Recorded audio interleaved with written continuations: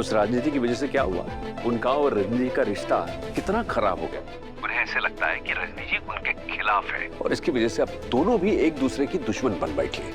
अनु, तुझे कुछ करना पड़ेगा बेटा, उन्हें फिर से मिलाना होगा। पापा आप तो जानते हो ना कि मम्मी कैसी है, वो एक बात के लिए अपना मन बना ले तो फिर वो पीछे नहीं हटती है। तो ये सब पॉलिटिक्स की वजह से ना रिश्ते नहीं खराब होने चाहिए। आपके लिए जो भी चीजें इंपॉर्टेंट है ना, या जो भी चीज आपको याद रखनी है, आप मुझे बता दिया करो, मैं आपकी जगह याद रख लूंगी। चिंता मत कीजिए, हम है ना। बिल्कुल राजनंदिनी जैसे।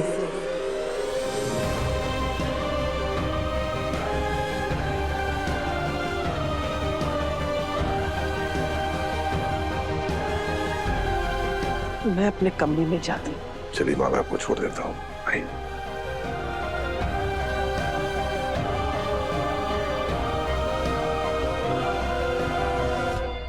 माफ करना बेटा, तूने मुझे साफ साफ कहा था कि अनु के सामने राजनंदिनी का जिक्र नहीं करना है, लेकिन पता नहीं जुबान से कैसे निकल गया। तू गुस्सा तो नहीं है ना बेटा? हाँ, मैं आपसे गुस्सा कैसे हो सकता हूँ भला? मैं ये भी जानता हूँ कि ये आपने जानबूझ के नहीं किया। अच्छा, भूल जाओ इस बात को और सो जाओ। पता नहीं क्यों आ रहे हैं कुछ कुछ चीजें अनु ऐसे कर जाती है कि राजनंदिनी की याद आ जाती है। कभी कभी बहुत याद आती है उसकी। अनु बेटा, हम बड़ी मुश्किल में फंस गए और इसीलिए तुझे इस वक्त फोन किया है। ये सिचुएशन ना पूरी आउट ऑफ कंट्रोल हो गई है हमारे हाथ से। अरे पापा सिम्मू, मुझे बताओ तो सही कि हुआ क्या है। अनु बेटा, बात ऐसी है, आपकी बेटी की शादी आर्यवर्धन जी से हुई है और वर्धन परिवार का फुल सपोर्ट है आपको। और पुष्पा जी ने पिछले कई दिनों से जनता की खूब सेवा की है, इसलिए मैं चाहता हूँ इस बार महिला उम्मीदवार बनके हमारी वार्ड की सीट से चुनाव लड़ें। अब मैं पीछे नहीं हटने वाली हूँ, मैं चुनाव लड़ूंगी भी और जीत कर भी दिखाऊंगी। देख लेना आप, दोस्त बन के दुश्मन बनना तो तुझसे सीखे। अरे तू मुझसे इतना जल रही है कि मेरे चुनाव के पैसे पूरे 1 लाख रुपए तुझे चुरा लिए ताकि मैं चुनाव ना लड़ पाऊं। मैं तो तेरी दोस्ती थी, ये जो दुश्मनी है ना, ये तू लेकर आ रही। क्या? और पापा ये बात आप मुझे अब बता रहे हो? मम्मी पार्षद के पोस्ट के लिए इलेक्शन लड़ने वाली है और इतना सब कुछ हो गया और आपने मुझे एक बार बताना भी जरूरी नहीं समझा। मैं तुझे इस सब में घसीटना नहीं चाहता था, पर अभी तू आई थी ना घर पर, तब मुझे ऐसे लगा कि मैं तुझे बताऊंगा, पर तू जल्दी चली गई तो बात ही नहीं हो सकी। मैंने पुष्पा जी को बहुत समझाने की कोशिश की, मैंने बताया कि राजनीति में मत जाइए, ये राजनीति हमारे बस की बात नहीं है, पर मेरी बात उनके कानों पर पड़ती नहीं है। तो देखो, उस राजनीति की वजह से क्या हुआ, उनका और रजनी का रिश्ता कितना खराब हो गया।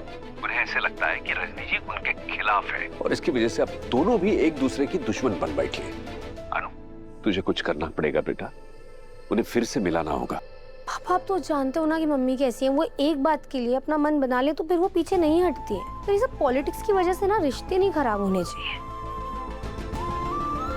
चलिए ठीक है, आप लोग प्लीज परेशान मत होइए, मैं कुछ करती हूँ। हाँ, और हम भी कुछ सोचते हैं।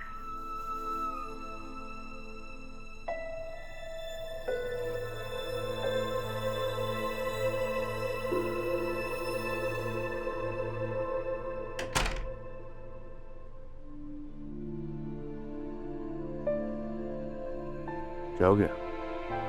सर देखिए ना, मम्मी और रजनी आंटी के बीच ना बहुत बड़ी प्रॉब्लम हो गई और वो प्रॉब्लम दिन ब दिन बढ़ती जा रही है और झगड़े हो रहे हैं दोनों के बीच। अब क्या हो गया अचानक? उन दोनों के बीच ना एक बहुत बड़ी मिसअंडरस्टैंडिंग हो गई है। एक्चुअली मम्मी पार्षद के पोस्ट के लिए इलेक्शन लड़ रही है और उन्हें लग रहा है कि रजनी आंटी इसी वजह से उनसे जल रही है। पुष्पा जी पार्षद के इलेक्शन लड़ रही है, ये तो बहुत बड़ी बात है। वो तो है सर, पर इसी वजह से तो रजनी आंटी के साथ प्रॉब्लम भी हो रही है ना। दोनों की इतनी अच्छी दोस्ती में दरार आ गई है। सबसे पहले ना हमें इसे सॉर्ट आउट करना होगा। रजनी आंटी मम्मी की बेस्ट फ्रेंड है, इन दोनों को झगड़े में समझ नहीं आ रहा है, पर ये दोनों एक दूसरे के बिना एक दिन नहीं रह सकते। हमें कुछ भी करके ना इन दोनों की दोस्ती फिर से करवानी है सर।